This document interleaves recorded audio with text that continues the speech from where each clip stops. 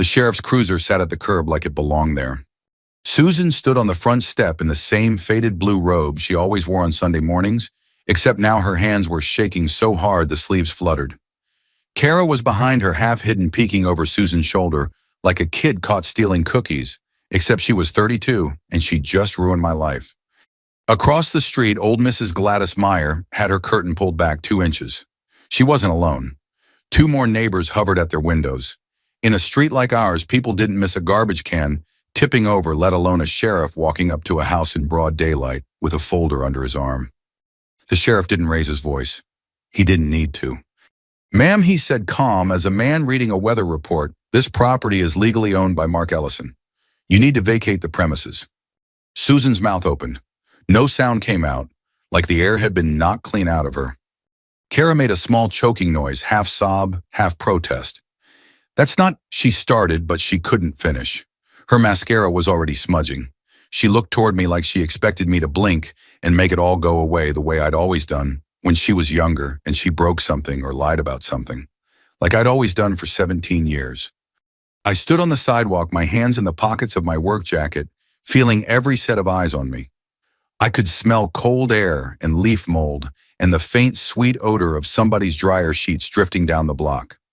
The porch light was off, but I could still picture it, the bulb I replaced last month on a ladder that wobbled, Susan holding it steady with one hand and a cup of coffee with the other, saying, "Careful, Mark," like she still cared. The sheriff turned a page. "This order is effective immediately," he said. "If you refuse, you may be removed." Susan's eyes finally found mine. I expected anger. I expected her to spit one more ugly line, the kind you can't ever take back. Instead, she looked lost, like she'd walked into a room she'd lived in for years and suddenly couldn't recognize where the light switch was. And I felt it, that old familiar pull, the urge to soften, the urge to make it easier for her. Then I remembered her voice just 3 weeks earlier, sharp as broken glass. "Get out. You don't belong here anymore." So I didn't move. I didn't rescue anyone. I just breathed slow and steady the way Diane Keller told me to, and when the sheriff paused, I said it plain.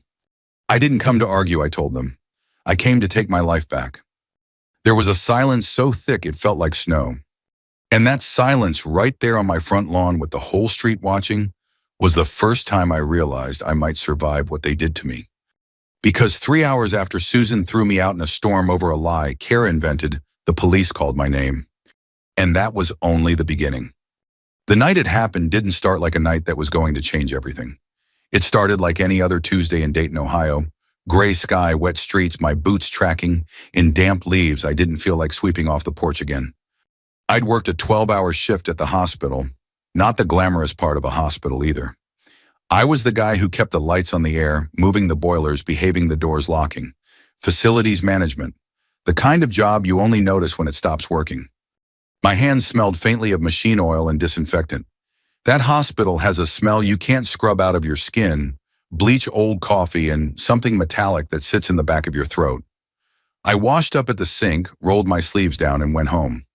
Susan had made chicken casserole, the easy kind with canned cream soup and those crunchy onions on top. It wasn't fancy, but it was warm. It was familiar. We ate at the table that had a little wobble in the back left leg, the one I kept meaning to fix. The TV was on low in the living room, local news, a car dealership ad, then some weather guy warning about the storm rolling in from the west. Kara showed up late like she always did, letting the screen door slap behind her. She didn't knock. She never knocked. She'd lived with us off and on since her 20s, drifting in when she needed to get back on her feet, drifting out when she met someone new or got tired of rules. She was wearing leggings and a sweatshirt with a college logo she never attended. Her hair was pulled up in a messy bun. She smelled like fruity vape and cheap vanilla perfume.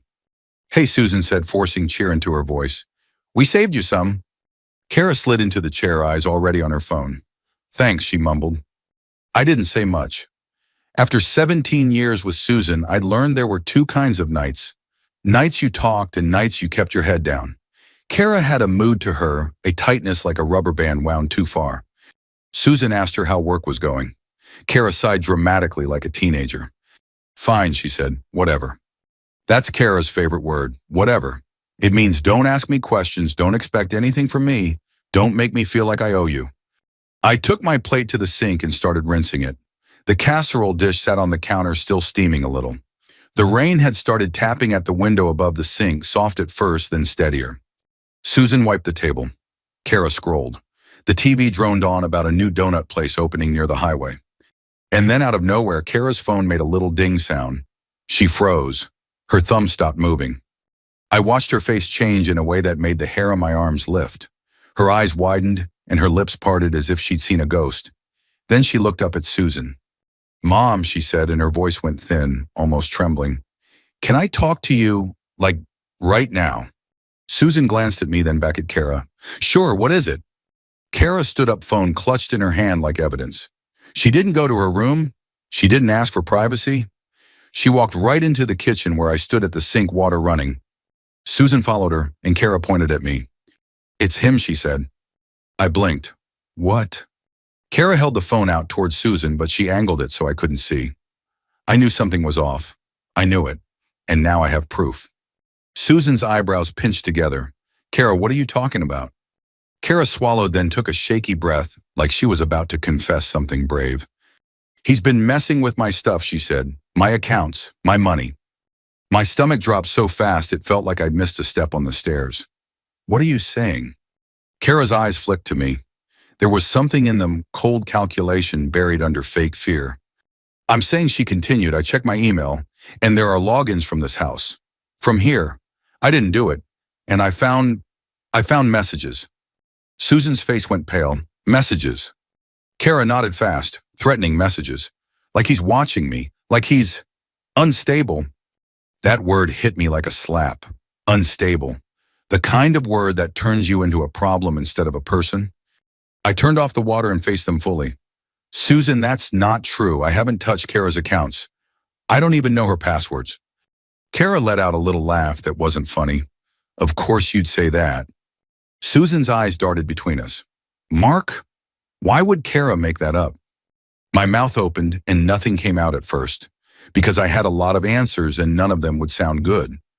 Because Kara made things up all the time. She made up excuses. She made up stories. She made up a version of herself where she was always the victim and everyone else was the villain. But I'd never seen her go for my throat like this. "I don't know," I said, and my voice sounded tired. "But it's not true." Kara's chin quivered just enough to look convincing. "Mom, I'm scared," she whispered. "I'm scared for you." Susan stiffened like those words plugged into something primal inside her. Protect the child. Believe the crying daughter. Even if the daughter was grown and the tears were a performance. I tried to keep my tone even. "Susan, listen to me. You know me. You've lived with me for 17 years. Susan's eyes flashed. "Then why does Kara feel scared?" "Because she's manipulating you," I blurted before I could stop myself. Kara gasped like I'd punched her. See how he talks? That's what I mean." Susan took a step toward me, and I saw something in her face I'd never seen directed at me before. Not just anger, not just hurt. It was disgust. "You don't get to call my daughter a liar," she snapped. I felt heat rise up my neck. My heart thumped hard in my chest. Outside, the rain picked up, rattling against the window. Wind shoved the branches of the maple tree by the driveway. "Susan," I said, "Lo, Kara is lying. I'm telling you straight, she's lying." Susan's hands curled into fists. "Stop." Kara's voice got softer, sweeter. "Mom, I don't want to make a big deal. I need to feel safe." Safe. Another loaded word. Another word that could turn me into a threat with one breath. Susan stared at me a long second. Then her shoulders rose as she took in air. And she let it out as a scream. "Get out." The sound bounced off the cabinets, off the refrigerator, off the tile floor I'd mopped last weekend. It didn't sound like my wife. It sounded like a stranger living in her body. "Get out of my house," she shouted. "You don't belong here anymore." I stood there, water still dripping from my hands, watching Kara's mouth tighten at the corners, just for a second, like she was trying not to smile. My first instinct was to argue, to defend myself, to list every bill I paid, every broken thing I fixed, every night I sat up with Susan when she cried about money, every time I bailed Kara out of some mess without making Susan feel guilty. But I looked at Susan's face and realized I was already convicted. So I did the only thing I could do with any dignity left. I took my work jacket off the hook by the back door, the one that still smelled like oil and winter air, and I put it on. I grabbed my wallet and my phone off the counter. My keys were in the little bowl by the door next to Susan's. Susan stood with her arms crossed, breathing hard, eyes wide, like she'd just set something on fire and wasn't sure if it would burn the whole house down. Kara stood behind her, clutching her phone like it was a weapon. I opened the door. Cold wind slapped me in the face. Rain sprayed in sideways. The porch light was off. The yard looked dark and unfamiliar. I stepped out anyway, and I didn't look back. The police didn't show up with lights and sirens. No drama, no neighbors gawking, just a calm voice on the other end of the phone, steady and professional, like he was calling to remind me my car warranty had expired. Mr. Ellison, this is Officer Tom Reynolds with the Dayton Police Department. We just need to ask you a few questions. I was sitting in my car behind the Meijer on Wilmington Pike, the engine off the windows, fog from my breath. It was 1:07 in the morning. The rain had slowed to a cold drizzle, the kind that seeps into your bones instead of soaking your clothes. Am I being arrested? I asked. There was a pause, not a long one, just enough. No, sir, he said. We received a complaint. We're doing a welfare check. Welfare. Another one of those words that sounds harmless until it's pointed at you. I leaned my head back against the cracked vinyl seat and stared at the ceiling. Ask your questions. Officer Reynolds was polite, too polite for a man who thought he was talking to a criminal. He asked where I was. I told him. He asked if I'd left the house voluntarily. I said yes. He asked if I'd threatened my stepdaughter in any way. No, I said, never. Another pause. I could hear paper shuffling, maybe a pen scratching. Somewhere behind him, a door closed. Sir, he said, do you and your wife own the house together? The question landed wrong, like a note out of tune. What? The house on Briarwood Drive, he clarified. Is your name on the deed? I swallowed. Yes, mine is. Only yours. I thought of Susan at the kitchen table years ago, shoulders slumped, a stack of bills between us. I remembered her voice, tired and embarrassed. I don't want my name on anything anymore, Mark. I messed things up once. I don't want to mess up your credit too. Yes, I said slowly, only mine. There was another pause, longer this time. Thank you, sir, Officer Reynolds said. That's all for now. We'll note that you cooperated. And the complaint, I asked. It's vague, he admitted. No evidence of immediate danger. If there's anything else, we'll follow up. The line went dead. I stared at my phone for a long time after that, the screen glowing weakly in the dark car. Vague. That was it. One lie. One shaky story. Enough to throw me out of my own house, but not enough to hold up under even the lightest pressure. I laughed once, a short, dry sound that surprised me. Then the cold crept back in. I drove to my brother Ron's place on the west side, the Impala, humming low windshield wipers, squeaking like they always did when it rained. Ron's porch light was on when I pulled up, like he'd been waiting. He didn't ask why I was there. He just opened the door, stepped aside, and said, "Boots off. Coffee's on." That's Ron, 60 years old, retired union electrician, hands like tree roots, and a face that's seen enough to know when not to ask. I slept on his couch with my jacket folded under my head. The cushions smelled like sawdust and old cologne. I woke up before dawn with my heart racing, the words, "You don't belong here anymore," still echoing in my head. Ron slid a mug across the table when I came into the kitchen. Gas station coffee, strong and bitter. I wrapped my hands around it and stared into the steam. "She really kick you out?" he asked. I nodded. "Over Kara," he guessed. I nodded again. Ron sighed through his nose. "That girl's trouble." I didn't argue. I didn't defend her. I was past that. After Ron left to run errands, I pulled out my phone and started digging. 17 years of emails, mortgage statements, refinance paperwork, county records I'd never had a reason to look at before. There it was, a PDF from 2012, warranty deed. My name, only my name. My chest tightened. I checked again and again. No Susan, no joint ownership, just me. My hands started to shake, not from fear, but from something else. A slow creeping realization that the ground under this whole mess wasn't as solid as Susan and Kara thought it was.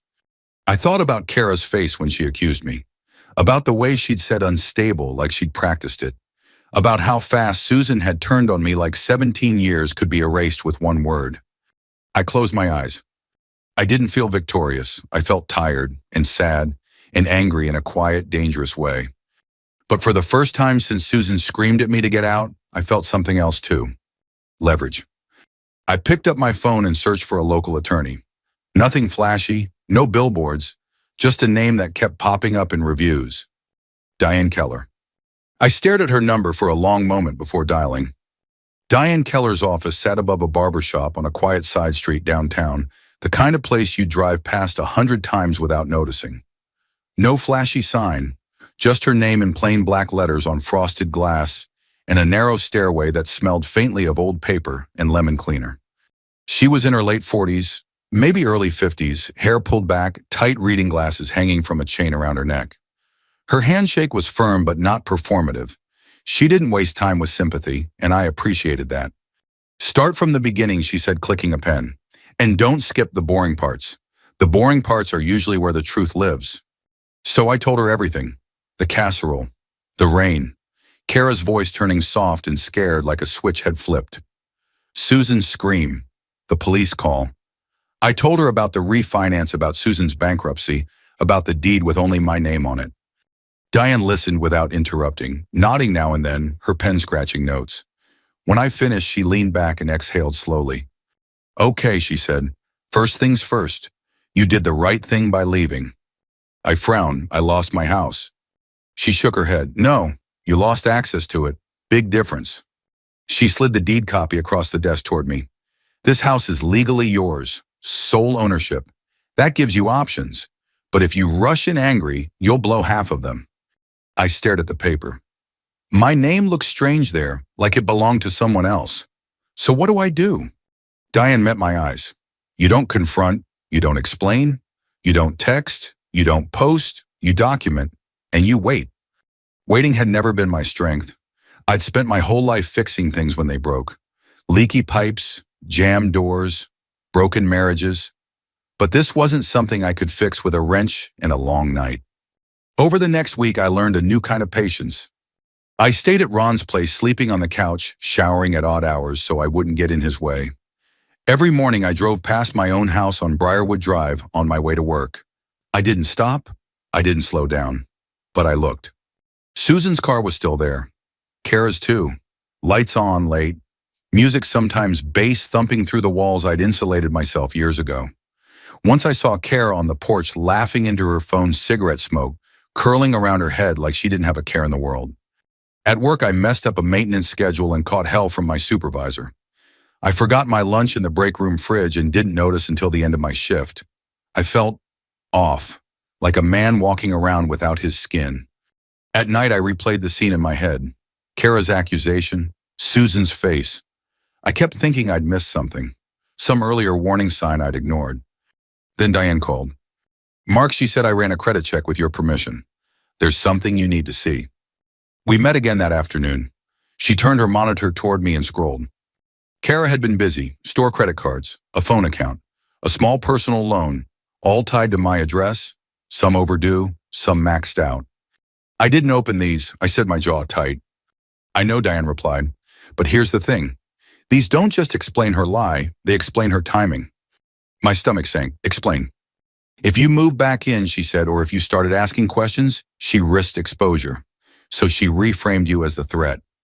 I thought of the way Kara had looked at me across the kitchen, the fear that had seemed staged. She didn't want me gone, I said quietly. She needed me gone. Diane nodded. Exactly. The realization didn't bring relief. It brought a different kind of hurt, one that settled deep like damp in your bones. Susan still hadn't called. Not once. No apology, no questions, just silence. Then late one night, my phone buzzed. Susan. The message was short. We need to talk. I stared at it until the screen dimmed. Then I set the phone face down and went to bed. The next day, Diane walked me through the next steps, filing for exclusive occupancy, preparing notice, documenting every interaction, screenshots of Kara's social media posts about toxic men and protecting family. Copies of the lock change receipt Susan had emailed to herself without realizing I still had access to the shared account. Do not respond, Diane reminded me. Silence is not weakness, it's strategy. One afternoon while I was at Ron's kitchen table sorting papers, Susan called again. This time I answered. Mark, she said, and her voice sounded normal. Too normal. We need money. I closed my eyes. For what, I asked. Things are tight, she said. You know how it is. Kara's been under a lot of stress. I almost laughed. Almost.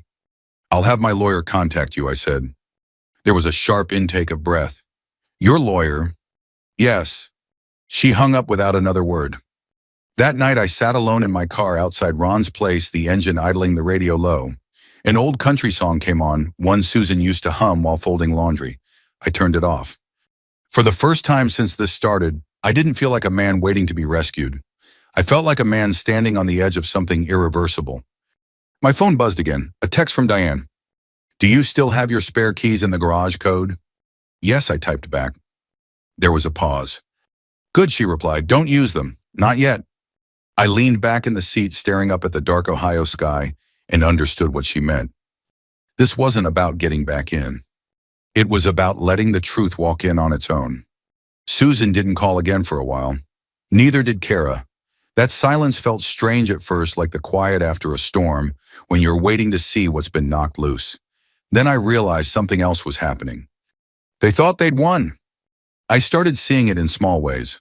Kara's social media post popped up in my peripheral vision screenshots Ron sent me with a raised eyebrow emoji. Quotes about cutting toxic people out. A selfie on my front porch, her head tilted just right, so the house looked like a prize behind her. A picture of her holding a mug I recognized instantly. Blue ceramic.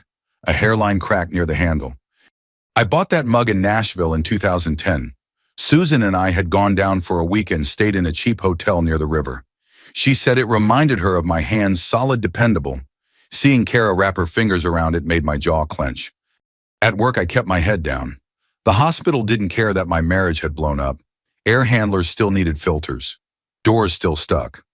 I missed a valve on a routine check one afternoon and caught myself just before it turned into a bigger problem. My supervisor glanced at me and said, "You okay, Mark?" Hey. Yeah, I said, just tired. That was true. I was bone tired. The kind that sleep doesn't touch. One evening, Ron slid a plate of meatloaf across the table and said, "You're grinding your teeth." I hadn't noticed. I forced myself to unclench my jaw. I keep thinking if I'd said something different. Ron shook his head. You could have read her the Bible and she'd still have believed her kid. He wasn't wrong.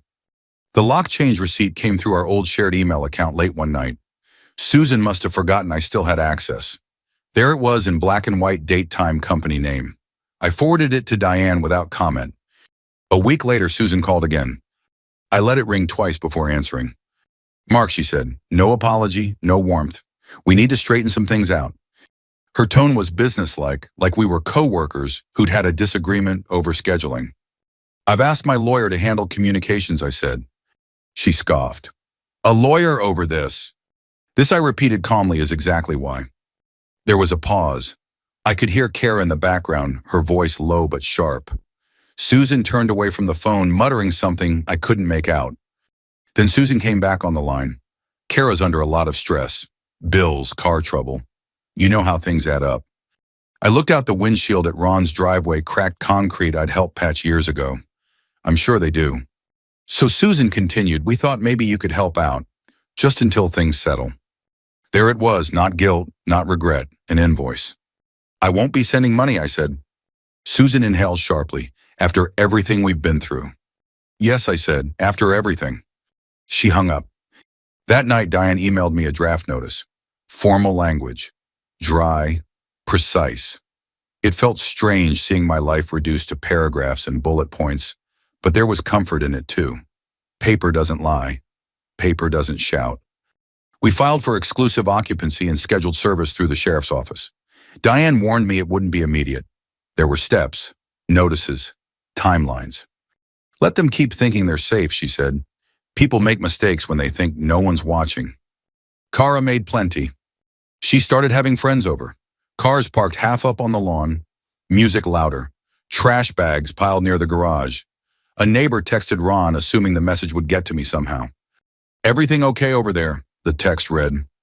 I didn't reply. I documented.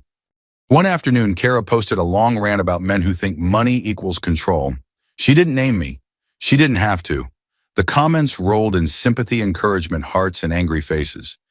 Diane saved every screenshot. I tried not to watch too closely. It wasn't good for me.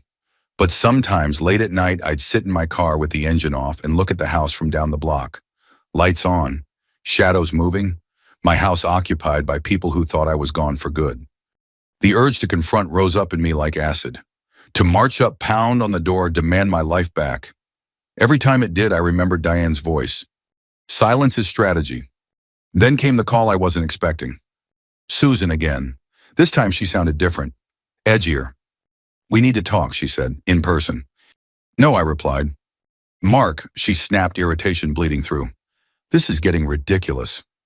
What's ridiculous, I said evenly, is that you threw me out over a lie and haven't apologized once? Silence. Kara says Susan started. I cut her off. Have your lawyer talk to mine. There was a sharp breath, then the click of the line going dead. I sat there afterward, phone in my hand, heart pounding. Saying no didn't feel good. It felt necessary. The next morning, a message from Diane lit up my screen. We're set, it read, tomorrow, 11:30 a.m. Be there. Say nothing unless asked. I stared at the time for a long moment. Tomorrow. I went to work and fixed what needed fixing. I came home to Ron's and folded my jacket, smoothing out the creases. I slept in short stretches, waking to the hum of the refrigerator and the weight of 17 years pressing down on my chest. At 10:45 the next morning, I drove toward Briarwood Drive. The sky was a pale Ohio blue, cold and clear. The street looked the same as it always had. Except this time, I wasn't the one being watched. The sheriff's cruiser pulled up right on time. 11:29 a.m. I was already there, parked a few houses down, engine off, hands resting on my thighs to keep them from shaking. I'd worn my work jacket, the one with my name stitched on the chest in faded blue thread, not to make a statement, just because it was mine. The cruiser stopped in front of the house like it had done it 100 times before. No lights, no siren, just tires on pavement and a door opening with a solid final thud. Susan opened the front door before the sheriff even reached the steps. She must have been watching through the blinds. She wore jeans and a sweater this time, hair pulled back too tight. She looked smaller than I remembered, tired. Kara appeared behind her barefoot arms, folded face already set in that familiar mix of defiance and wounded innocence. Across the street, curtains moved. Mrs. Gladys Meyer stood at her living room window, hands on her hips. She lived on that block longer than anyone. If something happened on Briarwood Drive, Gladys knew. The sheriff spoke first, calm, measured. Ma'am, he said, I'm here to serve notice. Susan blinked. Notice of what? He opened the folder. This property is legally owned by Mark Ellison, he read. Sole ownership. You and any other occupants are required to vacate the premises in accordance with this order. Kara laughed, a short, sharp sound. That's not possible. The sheriff didn't look at her. Miss, this doesn't require your agreement. Susan's face drained of color. There must be a mistake, she said. My husband. The sheriff lifted his eyes. Your name is not on the deed. Silence fell hard. I saw it ripple down the block. A neighbor stepped out onto her porch. Another pretended to check the mail. Mrs. Gladys leaned closer to the glass. Kara's confidence cracked. No, she said. Mom, tell him he's wrong. Susan's mouth opened, closed. She looked at the sheriff. Then finally she looked at me. I stepped forward, then slow and deliberate. Every footstep felt heavy, like I was walking through mud. I didn't come to argue, I said. I came to take my life back. The words landed and stayed there. Kara's eyes filled with tears instantly. She turned to the sheriff, voice trembling. Officer, I don't feel safe. He's always been unstable. There it was again, that word. The sheriff glanced at her, then back at his paperwork. That allegation is noted, he said, neutral. It doesn't change the order. Kara's shoulders shook. She cried louder now, the kind of cry meant to draw attention, to pull sympathy out of thin air. No one moved to comfort her. Susan swayed slightly, like she might sit down on the porch steps. Mark, she whispered, we can talk about this. I shook my head once. We had 17 years to talk. The sheriff cleared his throat. You'll be given time to gather personal belongings. Any resistance will be documented. Mrs. Gladys opened her front door and leaned out. Well, she said loudly, I always wondered how Kara afforded all that new stuff. Kara snapped her head toward the sound rage flashing through her tears. The sheriff turned another page. There are also pending inquiries related to financial activity connected to this address, he said. You may be contacted regarding that separately. Kara went very still. Susan looked between us, understanding dawning too late. She pressed a hand to her mouth. I didn't feel triumphant. I felt empty, clean, like a wound that had finally stopped bleeding. As the sheriff stepped back toward his cruiser, I looked at the house one last time. The porch, the door, the windows I'd replaced myself after a storm years ago. It wasn't victory. It was closure. I didn't go inside after they left. I stood on the sidewalk for a minute longer, hands still in my jacket pockets, listening to the quiet settle back over Briarwood Drive. The neighbors drifted away one by one. Curtains closed. A mailbox clanged shut. Life moved on the way it always does, even after something breaks. Susan didn't say another word. She just watched me from the porch as the sheriff drove off, her face pale and unreadable. Kara had already disappeared back into the house, slamming the door hard enough to rattle the glass. I turned and walked back to my car. That was the last time I stood in front of that house as a married man. The weeks that followed were strangely calm. Too calm at first.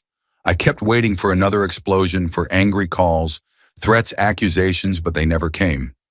Diane handled the paperwork. Everything moved forward the way she said it would.